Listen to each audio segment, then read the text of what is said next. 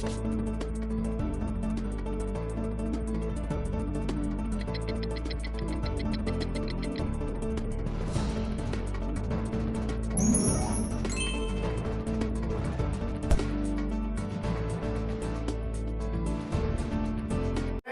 is Aman sir from Bright Coaching and once again welcome to the YouTube channel of Bright Coaching.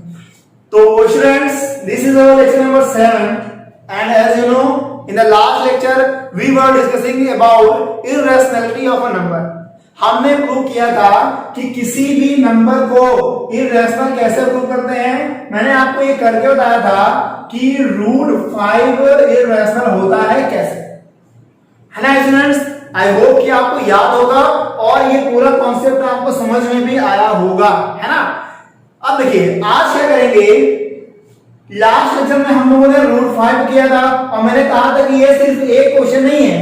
आपको यहाँ पे मान लो √5 ना दिया हो, आपको √2 √3 √7 कुछ भी दिया हो, मतलब एक सिंगल रूट में आपको कोई भी नंबर दिया होगा तो आप लास्ट क्वेश्चन वाला कॉन्सेप्ट ही यूज करेंगे।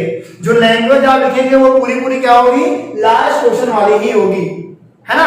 ये नहीं है कि अगर √7 आ गया तो आप कुछ और लैंग्वेज यूज करेंगे, बिल्कुल नहीं।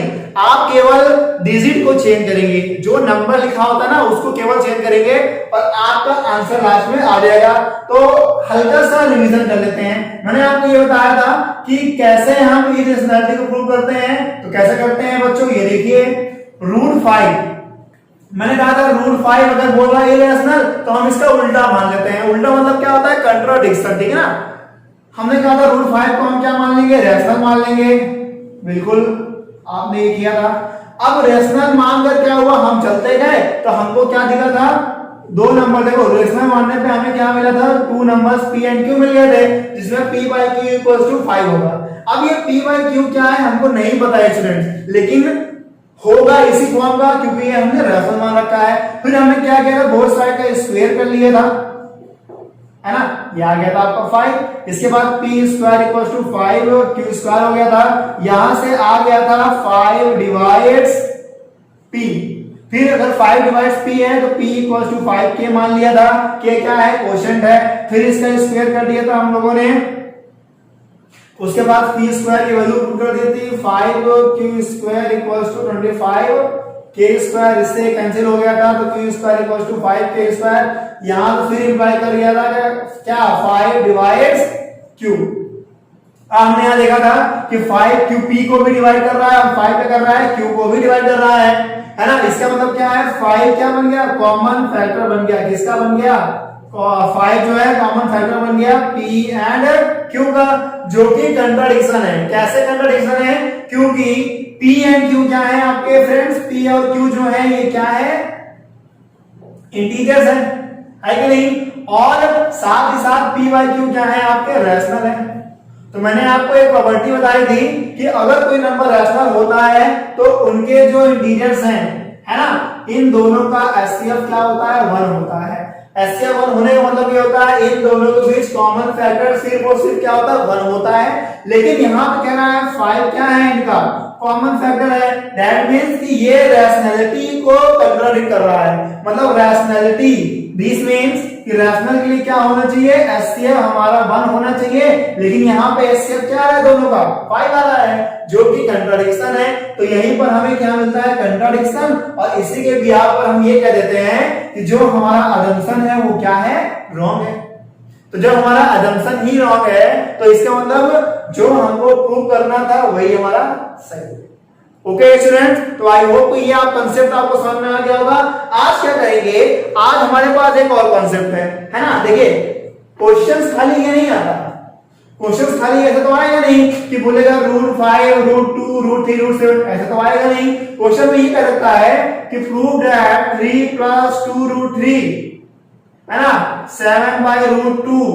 मतलब कोई नंबर में क्या होता है, ये रैशनल आप जानते हैं, रैशनल जानते हैं। तो कहता है रैशनल को, और ये रैशनल है, ये दोनों ही रैशनल है।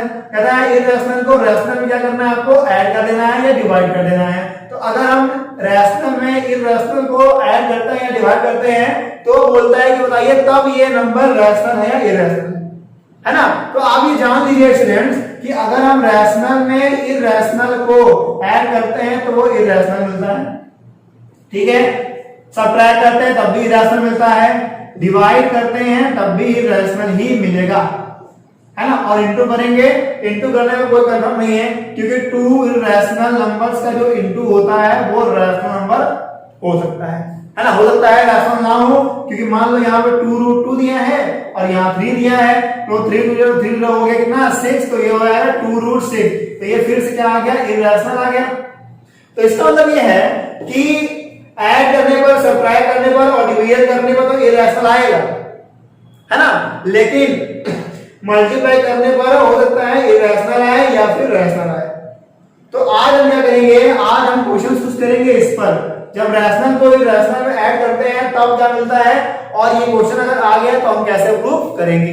ओके स्टूडेंट, चलिए तो स्टूडेंट देखिए एक्सरसाइज 1.3 का एक ही क्वेश्चन है, तो इस टाइप के जितने क्वेश्चन आपको मिलेंगे वो सारे आप इसी कॉन्सेप्ट से सॉल्व कर सकते हैं ना। इसलिए मैं हर कॉन्सेप्ट का एक क्वेश्चन बताता हूं ताकि उसी कॉन्सेप्ट पे बेस्ड जितने भी क्वेश्चन आए वो आप लगा सकें। चलिए कह रहा प्रूव दैट 3 + 2√5 इज इरैशनल, है ना। तो हम लोगों को ये पता है, चलिए इससे पहले इसको प्रूव कर लेते हैं फिर कुछ बातें डिस्कस कर लेंगे।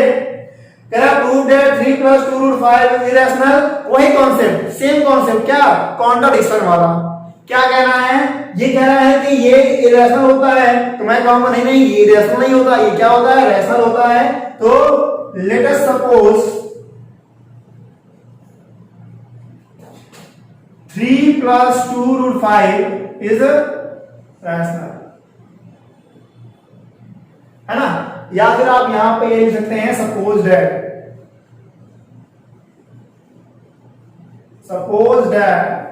3 + 2√5 इज रैशनल। अब बताओ अगर 3 + 2√5 रैशनल है then there exist two integers p and q such that p by q equal to क्या रहेगा 3 + 2√5 आएगा। अब आप ये देखो कि p by q क्या है, इंटीजर्स है, तो p by q हमको मिल गया रैशनल का फॉर्म में। अब 3 को इधर ले आते हैं तो ये बन जाएगा p by q - 3 = 2√5। अब क्या करेंगे, इस 2 को इधर ले आते हैं, मतलब हमें करना है रूट वाले को अकेले करना है ना। ऐसा आप कर देते हैं कि जो रूट में नंबर लिखे हैं इसको क्या करेंगे अकेला कर देंगे, आइसोलेट कर देंगे। तो 2 को इधर ले आएंगे तो बन जाएगा 1/2 p by q - 3 = √5, ये बन गया। अब आपको ये दिख रहा है कि p by q क्या है, इंटीजर्स है, तो ये रैशनल होगा। तो रैशनल में से रैशनल लेस करेंगे तो रैशनल आता है ना। 1/2 रैशनल ऑलरेडी है, तो ये पूरा पार्ट क्या बन जाएगा रैशनल बन जाएगा, और ये क्या है इरैशनल है। तो आप बताओ अगर ये पूरा पार्ट रैशनल है और ये इरैशनल है तो क्या रैशनल और इरैशनल कभी भी इक्वल होते हैं क्या, नहीं होते ना। तो यही पे हमें क्या मिल गया कॉन्ट्राडिक्शन मिल गया, ठीक है ना। लिखेंगे since p and q are integers therefore 1/2 p by q - 3 is an will be rational। भाई अगर ये रैशनल हो गया तो ये √5 क्या है and hence √5 will also be rational, but यहां लिखते हैं but √5 is irrational। √5 क्या है irrational है, कैसे पता, अभी हमने प्रूव किया इसके बाद। √5 क्या है irrational है, which contradicts the fact that 3 + 2√5 is rational, है ना। आप देखो यहाँ पे 1/2 p by q - 3 क्या है रैशनल होगा। अब अगर ये रैशनल है तो √5 भी क्या होना चाहिए रैशनल होना चाहिए। तो आप यहां लिख सकते हैं which contradicts the fact which contradicts the fact that root 5 is irrational, है ना। where root 5 is also be rational, तो ये क्या कर रहा है, ये कन्वर्ट कर रहा है किसको, root 5 irrational है। therefore our assumption is wrong, hence 3 plus 2 root 5 is irrational। देखिए ये भी आप प्रूव हो गया, और हर क्वेश्चन ऐसे ही करना है। फिर समझ लीजिए आप एक बार, p बाई क्यू आप मान लिया कि 3 प्लस रूट 5 इसके इक्वल है, p बाई क्यू के है, तो यहां से हमने क्या किया, 3 को ट्रांसपोज कर लिया और उसके बाद रूट वाले टर्म को हमने अलग कर लिया, रूट वाले को क्या कर लिया हमने, आइसोलेट कर लिया, 2 हमारा इसके फॉर्म में आ गया। अब बताओ p बाई क्यू रैशनल है ना, हमें यहां मानना क्या है, तो रैशनल में रैशनल लेस करेंगे रैशनल ही आएगा, और 1/2 भी रैशनल है, तो कुल मिलाकर ये पूरा पार्ट क्या हो गया आपका, रैशनल हो गया। अगर ये पूरा पार्ट रैशनल हो गया तो ये इसके इक्वल होना चाहिए, है ना, बट ये तो रैशनल है और ये क्या है, इरेशनल है। अगर ये रैशनल हो गया तो ये क्या हो गया, हमारा कंट्राडिक्शन हो गया। कैसे, क्योंकि हमने पहले प्रूव कर रखा है कि रूट 5 क्या होता है, इरेशनल। तो यहां लिखा भी है कि this will be rational and hence root 5 will also be rational which contradicts the fact that root 5 is irrational। इसका मतलब हमारा assumption वो क्या है, रॉन्ग है। इसका मतलब ये है कि 3 plus 2 root 5 क्या है, रैशनल है। यही क्या आ जाएगा, आपका आंसर हो जाएगा। तो आई होप समझ में आ गया होगा। इसको आप क्या करिए, नोट डाउन कर लीजिए, इसके बाद नेक्स्ट कॉन्सेप्ट पे चलते हैं। तो स्टूडेंट देखिए, हम लोगों ने ये कॉन्सेप्ट पढ़ लिया, तो अब कभी भी इरैशनल प्रूव करने को आएगा ना, तो आपको डरना नहीं है, करना है, ठीक है ना। कैसे करना है मैंने आपको बता रखा है, ठीक वैसे ही करना है, कोई भी उसमें हेर फेर मत कीजिएगा, बिल्कुल एज इट इज, है ना, क्योंकि बहुत ही बेस्ट कॉन्सेप्ट दिया मैंने। अब देखिए, अब हम एक नया कॉन्सेप्ट पढ़ेंगे, वो है आपका decimal expansion of rational number. बहुत पढ़ लिया इरैशनल, अब की बारी रैशनल की है, ठीक है ना। तो हम क्या करेंगे, इरैशनल नंबर के बारे में पढ़ेंगे। क्या है, decimal expansion of rational number. तो बच्चों ये डेसिमल एक्सपेंशन क्या होता है, इसके बारे में तो आप जानते होंगे। जैसे अगर मैं बात करूं 2/5, है ना, 2/5 की, तो अगर 2 को हम 5 से डिवाइड करते हैं तो ये कितनी बार जाएगा, 0.4। कैसे डिवाइड होता है, आप बहुत ही अच्छे तरीके से जानते हैं डिवाइड कैसे होता है ना। 2 यहां आ गया, 5 यहां आ गया, पॉइंट लगा दिया, 0 लगा दिया, 20 आ गया, कैंसिल हो गया, 4 आ गया, आया कि नहीं। तो ऐसे आप डिवाइड करना जानते हैं। तो ये डेसिमल ही एक्सपेंशन ही तो है भाई, जहां पे डेसिमल लिख जाए उसे क्या बोलते हैं, डेसिमल एक्सपेंशन। और क्या ये रैशनल नंबर नहीं है क्या, है ना। तो हमने पढ़ तो लिया decimal expansion of rational number, पढ़ लिया ना तुरंत। लेकिन इसमें कई बातें हैं, जैसे मान लीजिए हमने 2/5 को डिवाइड कर दिया तो 0.4 आया, यहीं पर ये स्टॉप हो गया, खत्म हो गया ना। अगर मैं 1/3 की बात करूं तो दोस्तों, अगर आप 1 को 3 से डिवाइड करते हो तो ये पता है क्या था, 0.33333333 पूरी कॉपी भर जाएगी, खत्म नहीं हो गई, है ना। तो बताओ ये भी क्या है, आपका डिवीजन है, ये भी है ना, डिवाइड यहां भी कर रहे हैं, और ये भी डेसिमल एक्सपेंशन है कि नहीं।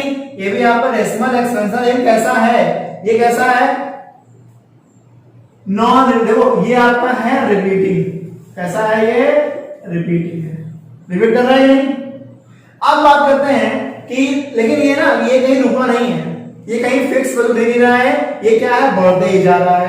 तो आपको दो तरह का यहाँ पे डेसिमल एक्सपेंशन देखने को मिला। कौन दो तरह का, एक है आपका टर्मिनेटिंग, है ना, और एक क्या है, नॉन टर्मिनेटिंग, ठीक है। एक क्या है टर्मिनेटिंग और एक क्या है नॉन टर्मिनेटिंग। तो आपको दिख रहा है ये नंबर क्या है, टर्मिनेट कर रहा है। टर्मिनेट का मतलब होता है कि हमें कोई फिक्स वैल्यू मिले, है ना। और नॉन टर्मिनेटिंग मतलब क्या होता है, इसका मतलब होता है कि हमें कोई फिक्स वैल्यू नहीं मिल रही है, वैल्यूज आगे बढ़ती जा रही, कहीं रुक नहीं रही, ठीक है। आप बताओ जब वैल्यूज आगे नहीं बढ़ रही है, मतलब आगे बढ़ रही है, कहीं रुक नहीं रही है, तो हम उसे कहते हैं वो क्या है, नॉन टर्मिनेटिंग है। ठीक है ना, क्या है, नॉन टर्मिनेटिंग है। अब बात करते हैं इस, देखो अगर वैल्यू टर्मिनेट कर गई तब तो कोई बात नहीं, तब तो बड़ी अच्छी बात है, खुशी की बात है। लेकिन अगर वैल्यू नॉन टर्मिनेटिंग है तब वहां पे दो चीजें होती हैं। एक होता है क्या, एक होता है, देखो एक होता है आपका रिपीटिंग और एक क्या होता है, नॉन रिपीटिंग। ठीक है, तो आपको दिख रहा है रिपीटिंग में क्या होगा आपका, ये दिख रहा है, ये नॉन टर्मिनेटिंग है प्लस रिपीटिंग है कि नहीं, क्योंकि इसमें नंबर नॉन टर्मिनेट हो रहा है और रिपीट कर रहा है, फ्री क्या आ रहा है, बार बार बार बार बार बार आ रहे हैं। दैट मींस कि ये नंबर क्या है, नॉन टर्मिनेटिंग है, रिपीटिंग है। और नॉन रिपीटिंग कौन नंबर होते हैं, जैसे आप मान लीजिए कि कौन से नंबर नॉन रिपीटिंग होते हैं, नॉन टर्मिनेटिंग होते हैं, है ना। कुछ नंबर ऐसे होते हैं जो क्या होते हैं, ना तो टर्मिनेट करते हैं और ना ही रिपीट करते हैं। जैसे आप जानते हो √2 की वैल्यू 1.41432 ऐसे होते हैं कुछ, है ना, समथिंग होता है। तो इसमें क्या होता है, नंबर्स रिपीट नहीं करते और टर्मिनेट नहीं करते, तो ये नंबर नॉन टर्मिनेटिंग होता है और नॉन रिपीटिंग होता है। और आप अच्छी तरह जानते हैं कि ये होता क्या है, ये होता है इर्रेशनल नंबर, होता है कि नहीं, ठीक है, इर्रेशनल नंबर होता है। तो कभी भी नॉन टर्मिनेटिंग और नॉन रिपीटिंग नंबर अगर मिल जाए तो उसे हम क्या कहते हैं, उसे हम कहते हैं इर्रेशनल नंबर। लेकिन अगर कोई डेसिमल टर्मिनेटिंग है या नॉन टर्मिनेटिंग बट रिपीटिंग है तो उसे कहते हैं कि वो क्या है, रैशनल नंबर है। ठीक है, तो रैशनल नंबर में दो कैटेगरी होती है, एक होता है टर्मिनेटिंग की, एक होता है नॉन टर्मिनेटिंग बट रिपीटिंग। ठीक है, तो हम इन दोनों के बारे में पढ़ेंगे। अब मान लीजिए क्वेश्चन आगे बोल रहा है 8/3125 ये लिखा हुआ है, बोलेगा बताइए कि क्या ये रैशनल नंबर टर्मिनेटिंग है या नॉन टर्मिनेटिंग है ना, पूछ रहा है। बताइए कि ये टर्मिनेटिंग है या नॉन टर्मिनेटिंग है। तो क्या हम इसको डिवाइड करेंगे, क्या हम 8 को इससे डिवाइड करेंगे, नहीं। अगर हम 8 को इससे डिवाइड करते हैं ना तो बहुत टाइम लग जाएगा, ठीक है ना, और शायद आप निकाल कर लोगे लेकिन टाइम काफी लगेगा और कई बच्चों का तो आएगा भी नहीं, है ना, आप ऊब के मारे बैठ जाओगे, नहीं अब नहीं करूंगा मैं। तो बच्चों एक नया मेथड निकाला गया जिससे हम बिना डिवाइड किए ये बता पाएंगे कि नंबर टर्मिनेटिंग है या नॉन टर्मिनेटिंग है। ओके, तो मैं आपको बता रहा हूं मेथड क्या है। देखिए, जैसे कोई भी रैशनल नंबर आपका p/q फॉर्म का होता है। ओके स्टूडेंट्स, आप जानते हैं कि कोई भी रैशनल किस फॉर्म का होता है, p/q फॉर्म का होता है। तो अगर हमें चेक करना है कि ये टर्मिनेटिंग है या नॉन टर्मिनेटिंग है तो हम क्या करेंगे, p/q में जो आपका डिनोमिनेटर है, ये क्या होता है, ये होता है आपका डिनोमिनेटर। हम q को उठा लेते हैं। अब अगर q आपके 2m into 5n के फॉर्म का होगा तो वो नंबर आपका टर्मिनेट करेगा। ठीक है, अगर कोई भी q जो है वो 2m into 5n होगा तो वो नंबर क्या करेगा, ऑलवेज टर्मिनेट करेगा। कैसे करेगा ये भी मैं आपको बता रहा हूं अभी। लेकिन अगर वो नंबर 2m into 5n के फॉर्म में नहीं है, इसके इक्वल नहीं है q, तो हम क्या बोलेंगे, ये नंबर नॉन टर्मिनेटिंग है। लेकिन साथ साथ क्या है, नॉन टर्मिनेटिंग है बट रिपीटिंग है।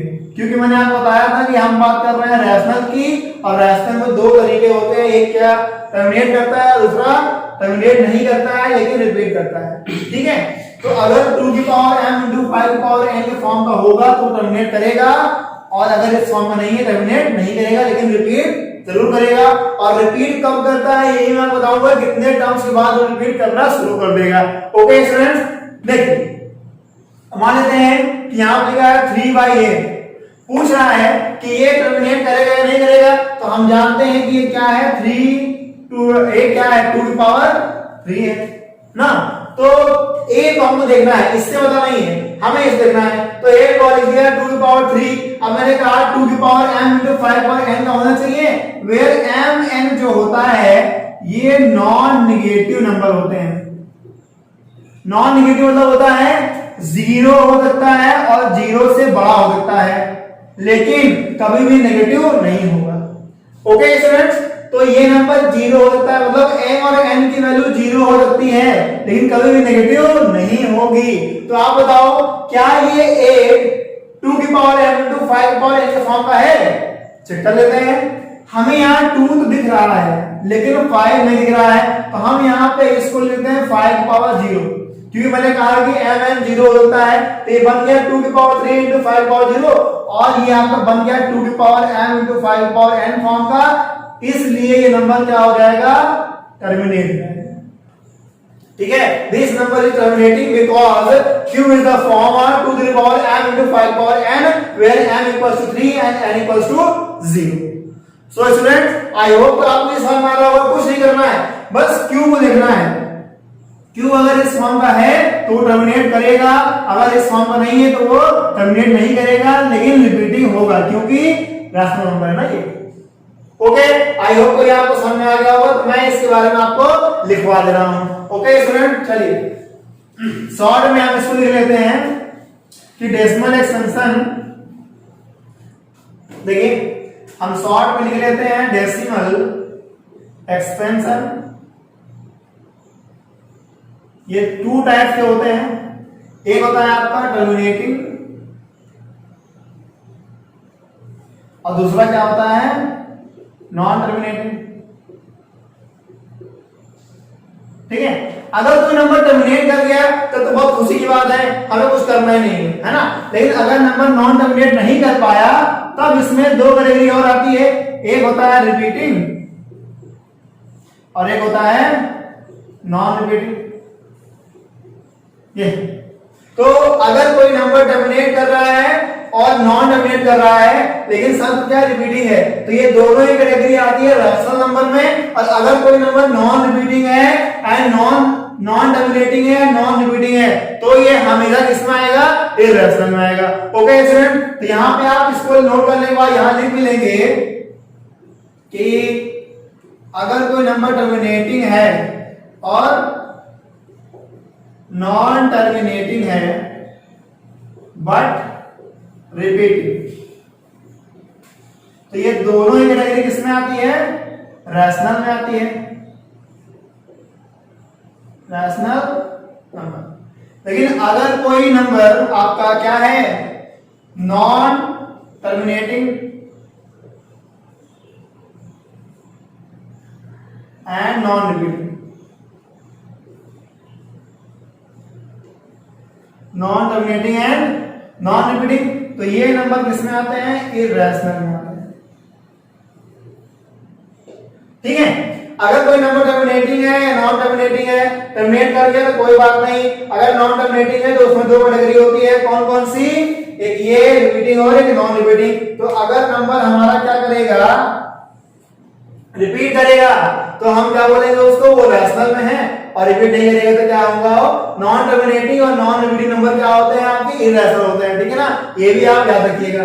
तो इसको जरा आप नोट कर लें, इसके बाद हम बताते हैं कि कैसे हम फाइंड करेंगे कोई नंबर रैशनल है या नहीं।